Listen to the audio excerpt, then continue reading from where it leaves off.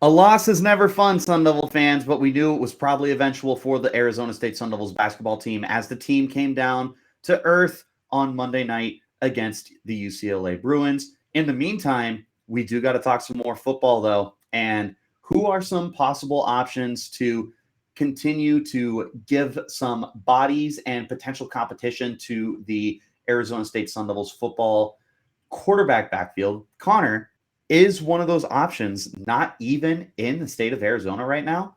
All that and more on this edition of the Locked On Sun Devils podcast. You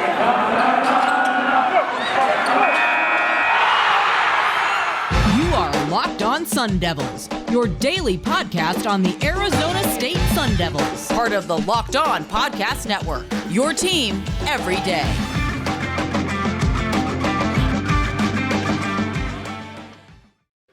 Welcome to the Locked On Sun Devils podcast. My name is Richie Bradshaw, joined always by my good friend and co-guide, Connor Drios. You can follow both of us on Twitter, myself at RichieBrads36, Connor at CDrios, and you can follow the podcast as well at LO_Sun Devils. Remember that this podcast is free and available on all platforms, Monday through Friday, the best Arizona State Sun Devils content in the whole wide world, which includes but is not limited to Spotify, Odyssey, Google Podcasts, Apple Podcasts, and now YouTube. If you want to see our beautiful faces, our facial expressions, and the dirty looks that we shoot at each other in the middle of this podcast, make sure that you follow, subscribe, like, comment, 5-star, add us on Twitter, ratio us, whatever you want to do. But interact with me and Connor. We absolutely love to talk to you guys all the time about everything Arizona State Sun Devils. So, Connor, we got a lot to talk about tonight, mainly about basketball. But first, I want to talk some more football. I want to talk some more Jaden Daniels transfer. But more than Jaden Daniels, I want to talk some potential options to come into Tempe. And the most intriguing option was a guy that I actually brought up a little while ago when this news first broke. Connor, former USC 5-star recruit, current Georgia Bulldogs backup quarterback, JT Daniels. Is he a possibility to come to Arizona State for his final year of eligibility and play for the Sun Devils this year?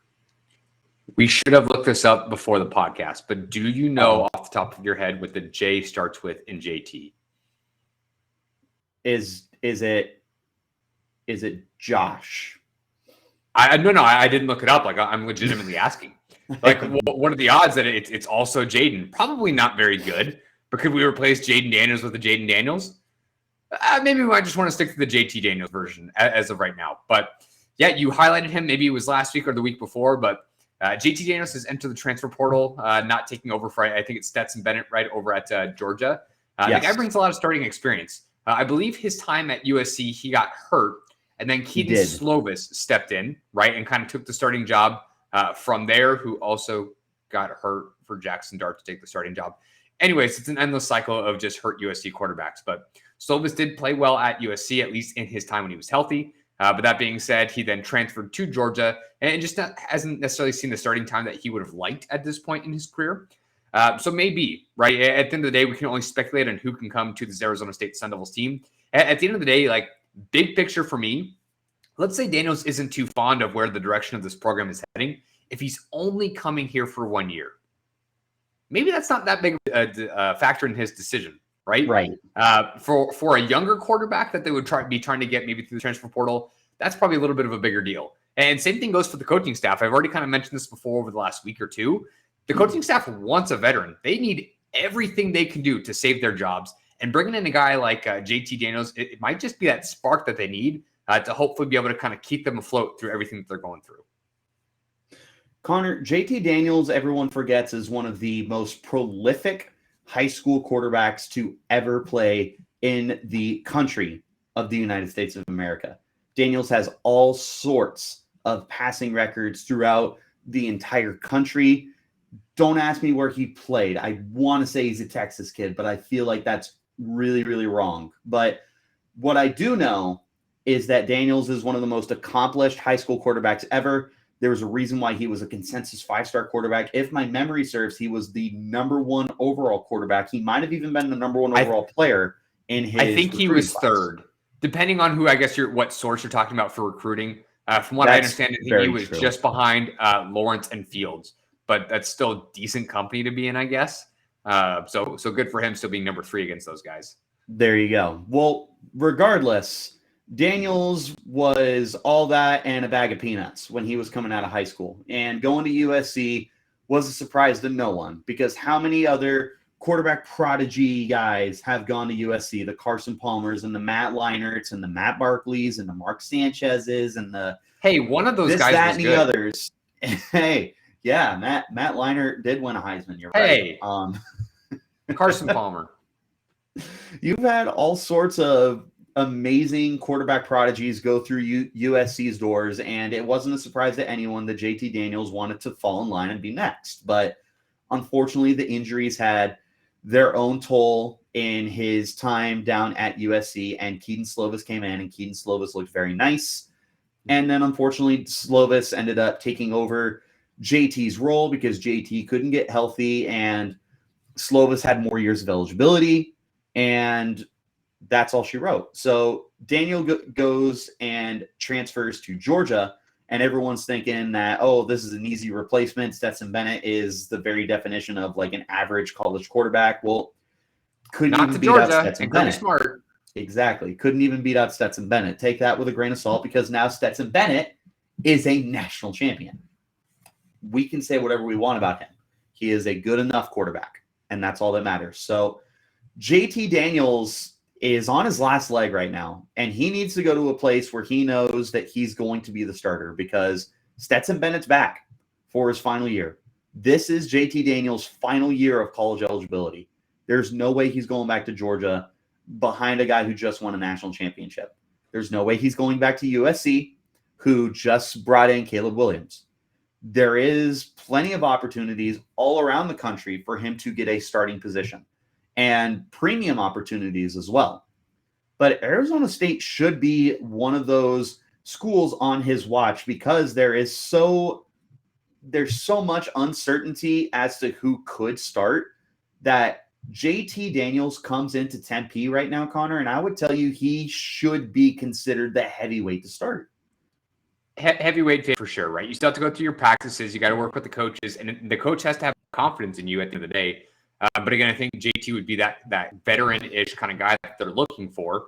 End of the day, like we talked later last week about potential landing spots for Jaden Daniels. All of those schools should also be courting JT Daniels, in my opinion, 100%, over Jaden. And then more. So in terms of ASU being on his list, I don't doubt that we could be on his list. I just want to know how far down the list we are, because I would probably not think that we are his number 1 choice. But again, I would think that we're at least an option for him. So we'll see where that goes. If there is a bigger program at the end of the day that wants him, I think they're going to get him, right? It's not some sort of like bidding war with scholarships that we can kind of really compete with these schools. Because at the end of the day, like ASU has a lot of black eyes right now. There's so much changing about this program. We still have the sanction violations coming down to the school. It's not a very good look, right? The school is kind of high profile, but for all the wrong reasons. That may not be where JT Daniels wants to be able to kind of cement his legacy in college football, is one more season kind of riding it with ASU. That being said, this is a marriage, right, between him and the school. The coach has to like him. He has to like the program. So at the end of the day, even if he wants to go to a better program than what ASU has to offer right now, they also still have to want him. I think there will be a long list of guys, or at least other schools, that are potentially going to be in ASU. But until he actually goes somewhere else, I think we have to at least consider it as an option. 100%. And I feel like that's all that we should be considered right now for JT is an option. So the bright side, Connor, is that unlike a lot of other schools that have these possible openings, like maybe an LSU or a Wisconsin or an Oklahoma, which honestly, like Oklahoma should be throwing a lot of money at JT Daniels right now, literal money too. But yeah. Okay, side note, that sounds like a lot of fun, putting like the big name of JT Daniels in Oklahoma for a team that's trying to regain its It's image in a sense. Yeah, exactly. After you lose Lincoln Riley and you lose all your quarterbacks. Who took the head coaching position? Because I don't feel like it was a sexy I can't remember his name, but it was the Clemson defensive coordinator. Okay. I can't remember his name. It was a great hire. All things considered, like A+ home run hire. But just real quick sidetrack. That would be a really fun move. Would to put JT Daniels down with the Sooners. That would be very interesting. But anyways, this is the Locked On Sun Devils podcast, not the Locked On Sooners podcast, which you guys can always check out if for some reason I'd sooner rather be talking about any other football program than ASU right now. Boop, boop, boop. We stink, but we would not stink if we had JT Daniels. No, if we had be a nice shot in the arm for sure. Yeah, exactly. No, that would be covering up the wound for at least 1 year. But and before we end it, let's say this. Me and Connor aren't saying that Paul Tyson's not good enough. We're not saying Trent Bourguet is not good enough. What we're saying is you need as many shots at the dartboard as possible right now. And JT Daniels, which certainly less proven. Exactly.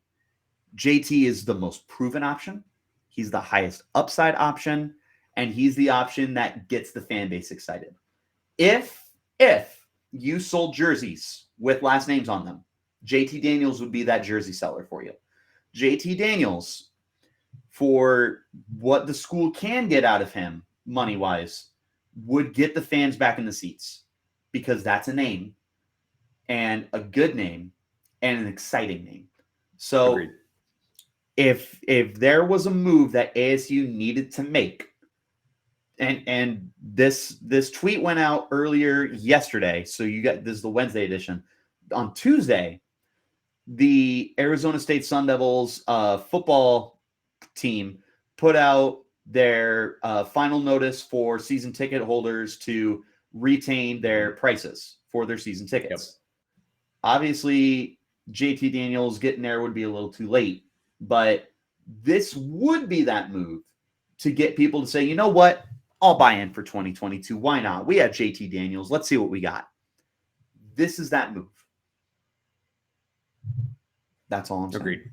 So let's go ahead. Let's call it quits on the football portion of this podcast. When we return after this first break, we're going to go ahead and break down the Arizona State Sun Devils basketball loss to the UCLA Bruins. But first, we got to talk to you about our good friends over at Built Bar. So, guys, we say this almost every single podcast. Built Bar is one of our favorite ads that we get to talk about, right? Because it works, right? And for you guys, it's that time of the year where pretty much some of you guys, as our listeners, might have given up on all of your New Year's resolutions, but not Richie and I. This year, we're sticking to our resolutions and we're going to eat right, strictly thanks to Built Bar. It almost feels like it's not really a resolution because I actually enjoy eating them. And I know Richie does as well. But if you guys tried the Puffs, if you haven't, you're just missing out on one of Built Bar's best tasting bars. Puffs are the first ever protein-infused marshmallow. They're fluffy, marshmallowy. They're not just a protein bar. They're a treat and covered in 100% real chocolate.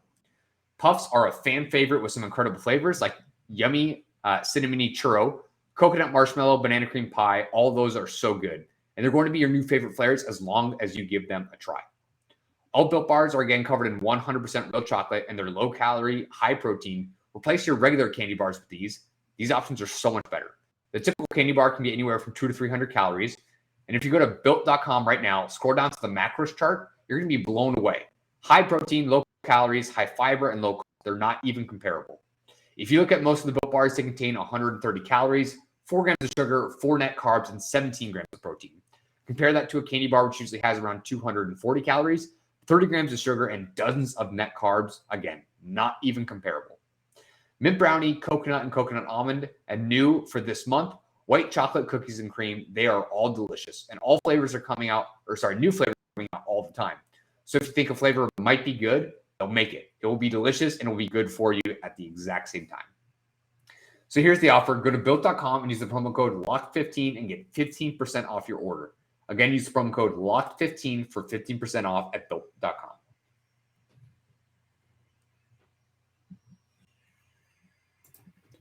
And again, thank you guys so much for making us your first listen every single day. Remember that this podcast is free and available on all platforms. Connor, We talked football in the first segment. We're going to talk about basketball for the remainder of the podcast. The first thing we got to do, we got to break down a loss. So unfortunately, Monday night, Arizona State was the ultimate losers in a matchup against the UCLA Bruins. This was a rematch after ASU took down the then number 3 UCLA Bruins in triple overtime in Tempe. Well, unfortunately, UCLA had revenge on their mind, and they actually stuck to their guns and were able to get the win to the tune of a 66-52 win.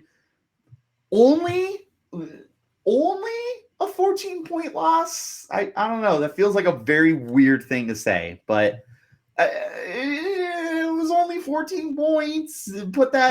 Hang that in the rafters. The game ebbed and flowed, Richie. It just did. Like, I'm not going to lie. Yes, we've been playing well as of late. We had a 3-game winning streak going into it. I didn't expect ASU to necessarily be in this game. I just didn't. Now, I know UCLA was down one of their better guards whose name is escaping me off the top of my head. Regardless, I didn't necessarily think that ASU would really be contending. The game started off a little slow overall. Neither team scored a bucket for like 2 minutes. But within that first half, I want to say that UCLA led by as much as 17 at one point. So very much a one-sided kind of game for UCLA in the first half. ASU did go on, I believe it was a 6-0 run towards the end of the first half, kind of making it a little bit closer than they appeared. But overall, not a very good start for the Sun Devils team. Not exactly where we expect them to be, who's been more of a first half kind of team this year. Marion Jackson had 4 turnovers, and I believe in the first half alone. And I think we had 9 in the first half. So that was, I think, compared to like 11 over or like total from the last game that we had played. Not necessarily the place that we want to be in. In the second half, however, ASU did play much better out of the gate. They went on an 11-2 run, I believe, very early on, pulling them to within single digits. I think they were down maybe 6 at that point. And again, it was very, from there, it just kind of ebbed and flowed, right? I will say, ASU coming back to make it a 1-point game with about 8 minutes left. Did not see that coming, especially how they played in the first half. But again, they did get it down to 1 point. But after that, UCLA really just took over, and this game wasn't even close at that point. Just kind of kept going everything in UCLA's favor to where they were essentially at double digits with just a few minutes left. And UCLA was making their free throws, which, speaking of free throws, Richie, oh my God, we made 75% of ours. That's really good. Oh, but we only shot 4 and made 3 of them. On the other hand, UCLA couldn't miss from the free throw line, so good for them. They shot 90% as a team, but they made 18 of 20. Sounds basically, like tell you what, if you do that throughout the year, I would say that's darn near perfect. Yes, you end up missing some free throws, but 90% is about almost as good as it gets realistically in terms of basketball. So, but another game, very wide discrepancy in terms of overall free throws.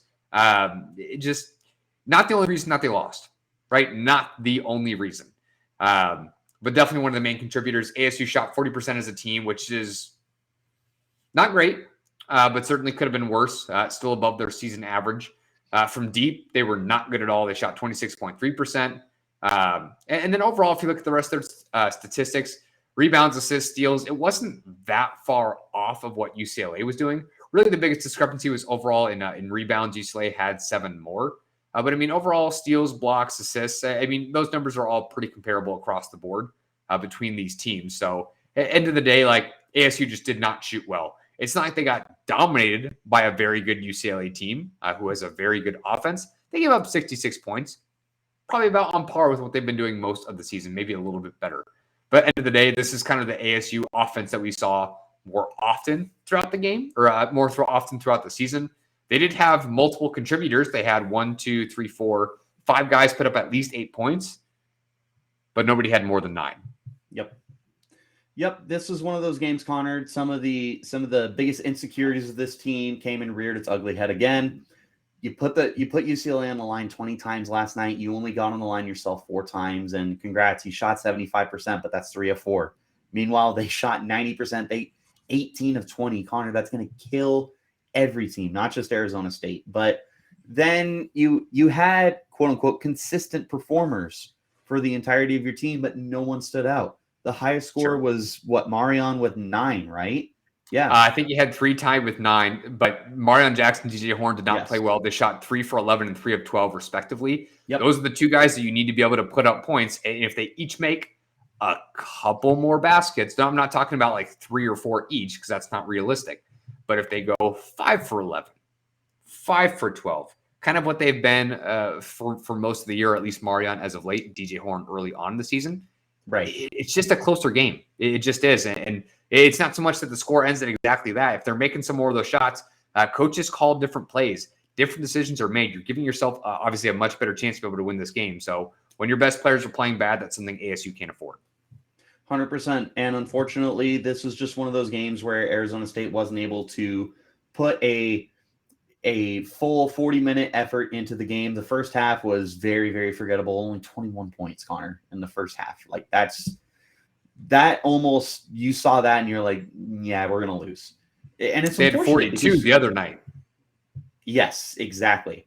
Well, and they came out and they shot 31 points in the second half. So it's like, where is the consistency here? Like this has been one of the biggest reasons that Arizona State hasn't been able to maintain any type of consistency this year, is because whenever it feels like they start to get something going and brewing and cooking in the right way, it kind of goes right out the window. And that was the same issue that they had Monday night against the Bruins. Did you just say brewing on purpose? No, but I'm going to go ahead and pretend I did. Pat on my back. I'm a poet and I didn't even know it. So we'll talk more a little bit about, I'm just going to move past that. We'll talk more about what this means for the program for the rest of the season. I mean, overall, if we looked at their schedule, Richie, if you could handpick one game to lose, it was this game against UCLA. This was right. It. They were trying to prove out that that game against them was a fluke. And ultimately it was. Again, I didn't expect ASU to pull within 10 minutes of the second half. So good for them. They did end up covering. The line did move, I think, from originally 15.5 to 14.5, maybe even 14, depending on the book you were using. But I know BetOnline, you were able to get that at 14.5 up to game time. So if you took ASU to cover, they just barely did. But that's what the great teams do, Richie. So great cover by ASU there. Moral victory for us. And as a famous Papa Bradshaw would say, a win is a win, even if it's not actually in the win column. So that'll wrap it up. Wallets. Exactly. That'll wrap up the second segment. When we come back for the third and final segment of the podcast, me and Connor got to talk about tournament odds for the Arizona State Sun Devils. But first, a sponsor and a word from our friends at BetOnline. Football might be over this season, but basketball is in full steam for both pro and college hoops. From all the latest odds, totals, player performance props, to where the next fired coach is going to land, BetOnline.net is the #1 spot for all your sports betting needs. BetOnline remains the best spot for all your sports scores, podcasts, and news this season. And it's not just basketball. BetOnline.net is your source for hockey, boxing, and UFC odds, right to the Olympic coverage and information. Head to the website today or use your mobile device to learn more about the trends and actions. BetOnline, where the game starts.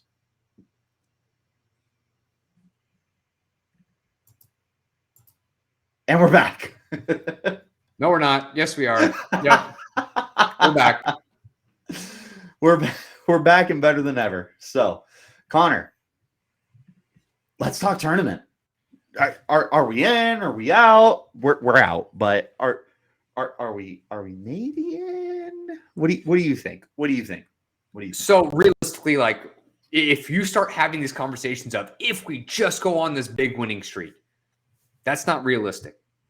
However, if they just go on this big winning streak, maybe it's going to be enough, right? Because you and I had talked like 5-6 games out before the end of the regular season.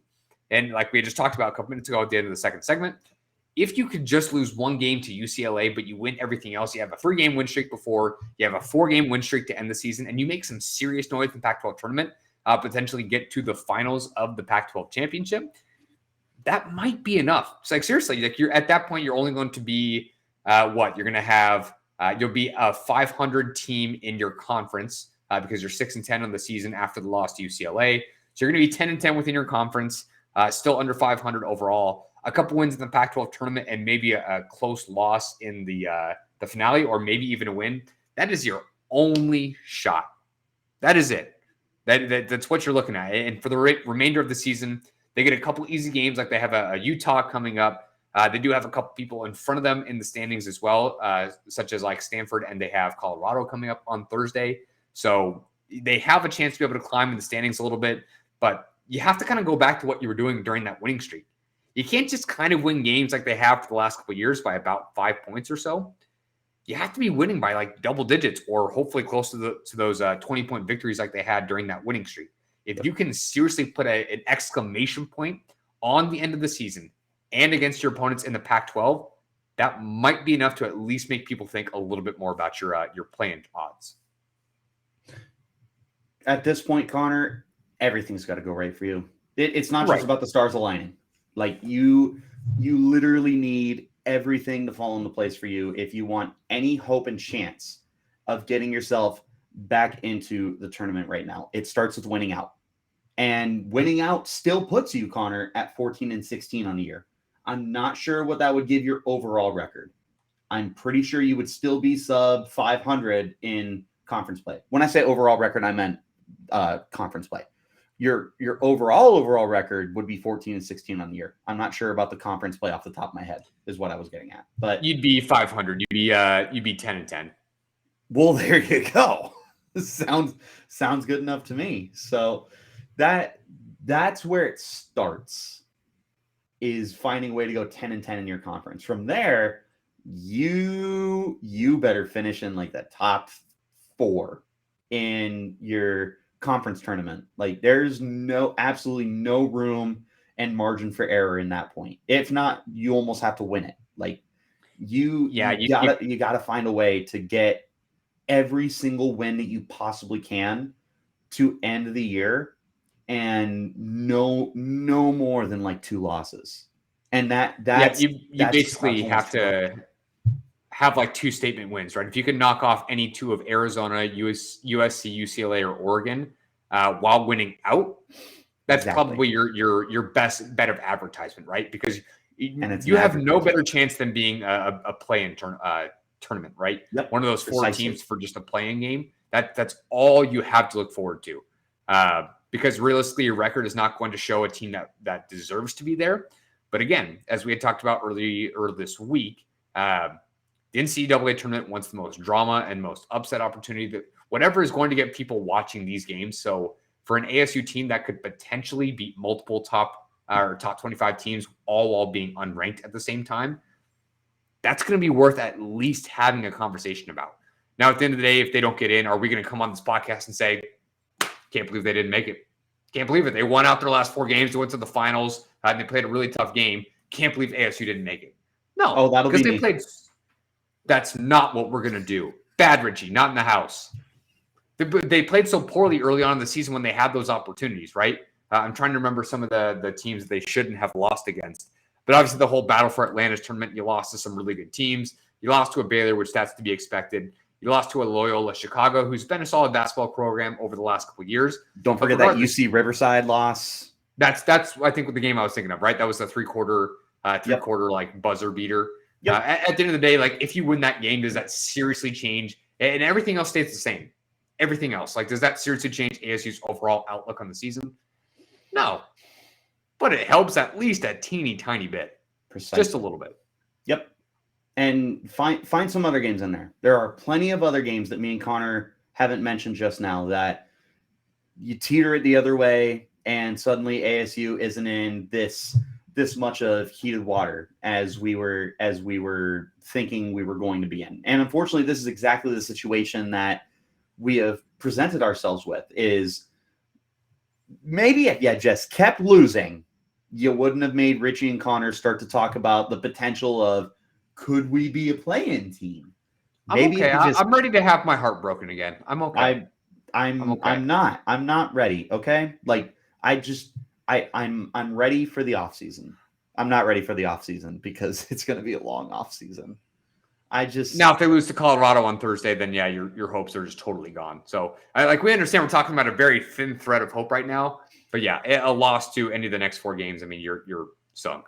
So yep.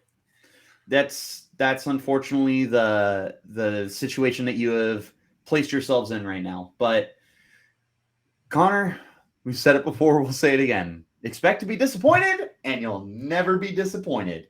That's the thought logic when you're watching Arizona I don't State remember basketball. that. I've said that before. I don't. I feel like something happened. I forgot all about that. Oh, it's from that new superhero movie. What was it? Like that. I can't remember his name. Like that. It's gone. Yeah, it's gone. Oh, I see what you did there. I actually like that. That's like a 1,000 IQ joke right there. So we'll go. I'll leave it there. I ain't about to spoil that for people. So because I love the people too much. So we will go ahead and actually wrap up the podcast right there. Thank you guys so much for making the Locked On Sun Devils your first listen every single day. Remember that this podcast is free and available on all platforms, which includes but is not limited to Spotify, Google Podcasts, Apple Podcasts, Odyssey, YouTube. Yes, there we go. And we're also on YouTube as well. If you want to subscribe, follow, like, share, 5-star comment, ratio, add us, whatever you want to do, find us. Me and Connor are there. At RichieBrads36 on Twitter, at Cdrios for Connor on Twitter, and at LO_Sun Devils on Twitter for the podcast. Thank you guys so much for making us your first listen every single day. Go ahead and make your second listen Locked On NFL Draft. Ryan Tracy and former NFL cornerback Eric Crocker bring the NFL Draft to life every day with insight and analysis on college football prospects and NFL front offices. It's free and available wherever you get your podcast. And until next time, you keep it locked right here on Locked On Sun Devils.